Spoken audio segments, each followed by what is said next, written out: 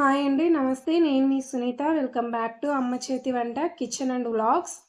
ఈరోజు వీడియో వచ్చేసి టేస్టీగా సింపుల్ పుదీనా చట్నీని చేసి చూపించబోతున్నానన్నమాట. నేను చెప్పే ఈ కొలతలతో కనుక చట్నీ చేస్తే వారం రోజుల పాటు నిల్వ ఉంటుందండి. అలాగని నా పిచ్చిగానే ఈ టమోటా పుదీనా చట్నీ టేస్ట్ చూసిన వాళ్ళు ఎవరైనా సరే ఒక్క పూటలోనే మొత్తం ఖాళీ చేసేస్తారు. అంత అంటే అంత టేస్టీగా ఉంటుంది. ఇక ఆలస్యం చేయకుండా వీడియోలోకి వెళ్ళిపోదామా. ఇక్కడ నేను టమోటా పుదీనా చట్నీ చేయడానికి గల కారణము, మా ఇంట్లో తొట్టిలో పుదీనా బాగా గుబురుగా వచ్చిందండి. చూడండి, ఈ వర్షం చినుకులకి ఇండ్లంతా పుదీనా మంచి వాసన వస్తుంది. అందుకనేసి ఈ పుదీనా కోసి టమోటో పుదీనా చట్నీ చేస్తున్నాను. ఈ పుదీనా కొమ్మల నుంచి ఆకులను సపరేట్ చేస్తే నాకు ఒక పెద్ద బౌల్ నిండా పుదీనా ఆకులు వచ్చాయి. వీటిని శుభ్రంగా కడిగి పక్కన పెట్టుకోండి. ఇప్పుడు స్టవ్ పైన కడాయి పెట్టుకొని 2 టేబుల్ స్పూన్ల ఆయిల్ వేసి నూనె వేడైన తర్వాత 2 టేబుల్ స్పూన్ల పల్లీలు వేసి దోరగా వేపండి. తర్వాత ఒక 10 నుంచి 12 పచ్చిమిర్చిని ఇలా 2 ముక్కలుగా తుంచి వేసి వీటిని కూడా 1 నిమిషం పాటు దోరగా మగ్గేంత వరకు ఫ్రై చేయండి. పచ్చిమిర్చి అనేది ఇలా వేగిన తర్వాత ఇప్పుడు వీటిని మిక్సీ జార్లోకి తీసుకొని పూర్తిగా చల్లారనివ్వండి.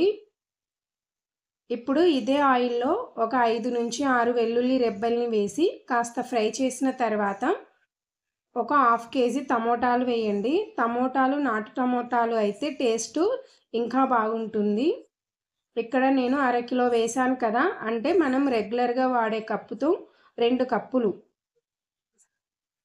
ఇప్పుడు వీటిని మూత పెట్టి మధ్య మధ్యలో కలుపుతూ టమోటా పైన ఉన్న తోలు ఊడి సపరేట్ అయ్యి టమోటా సాఫ్ట్గా మగ్గేంత వరకు ఒక 3 నిమిషాలు మగ్గించండి.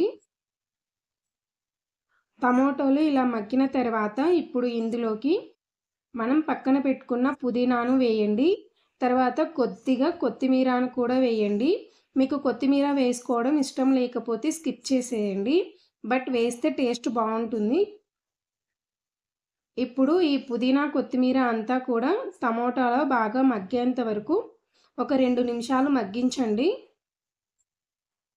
అప్పుడు పుదీనాతో కొత్తిమీరలో ఉండే పచ్చివాసన పోతుంది. 2 నిమిషాలకి ఇలా మెత్తగా మగ్గిపోతుంది. ఇప్పుడు ఇందులోకి కొంచెం చింతపండు వేసి కలిపి స్టవ్ ఆఫ్ చేసి దింపేసి దీనిని పూర్తిగా చల్లారనివ్వండి.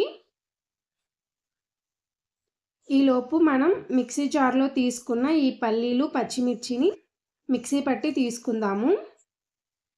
ఇలా మిక్సీ పట్టాక ఇప్పుడు ఇందులోకి పూర్తిగా చల్లారిన టమోటా పుదీనాని కూడా అంతా ఈ మిక్సీ జార్లోకి తీసుకొని ఇప్పుడు రుచికి తగినంత 1 టీ స్పూన్ సాల్ట్ వేసి మూత పెట్టి పల్సిస్తూ లైట్గా మిక్సీ పట్టుకోండి కోర్స్గా.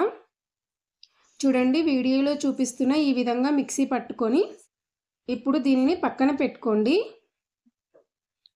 ఇప్పుడు స్టవ్ పైన కడాయి పెట్టుకొని 2 టేబుల్ స్పూన్ల ఆయిల్ వేసి ఆయిల్ వేడైన తర్వాత 1 టీ స్పూన్ శనగపప్పు, 1 టీ స్పూన్ మినప్పప్పు, 1/2 టీ స్పూన్ ఆవాలు, 1/2 టీ స్పూన్ జీలకర్ర, అలాగే 2 ఎండుమిర్చిని ఇలా చిన్న ముక్కలుగా తుంచి వేయండి. ఫైనల్గా కొద్దిగా కరివేపాకు వేసి ఈ తాలింపు అంతా కూడా దోరగా వేపండి. తాలింపు ఇలా వేగిన తర్వాత మనం మిక్సీ పట్టిన టమోటా పుదీనా చట్నీని మొత్తం వేసి అలాగే ఒక 1/2 టీ స్పూన్ పసుపు కూడా వేసి అంతా కలిసేలాగా బాగా కలపండి. ఇక్కడే ఉప్పు చూసి సరిచేసుకోండి. ఇక ఇంతేనండి.